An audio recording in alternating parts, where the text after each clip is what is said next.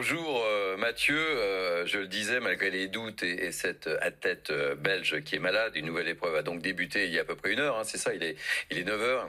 C'était 8 heures le départ. Et les dernières analyses ont confirmé que la qualité de la scène était bonne. Tout à fait, cher Thierry, c'est un nouvel épisode donc dans le feuilleton de la Seine.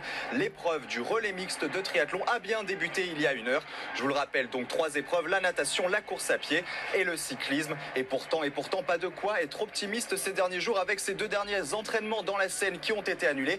Et puis vous en avez parlé, cette athlète belge qui affirme être tombée malade 4 jours après avoir participé à la première épreuve de triathlon. Selon plusieurs médias belges, elle souffre de problèmes aux intestins et à l'estomac et a donc été contaminée par la bactérie E. coli, mais aucune preuve scientifique pour l'heure ne peut être établie entre son passage dans la Seine et sa maladie.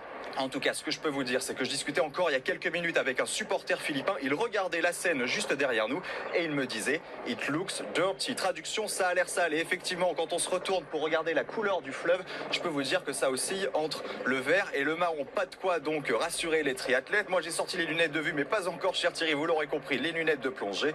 En tout cas, sachez que les dernières épreuves dans la Seine auront lieu jeudi et vendredi. Ce seront les épreuves de natation marathon.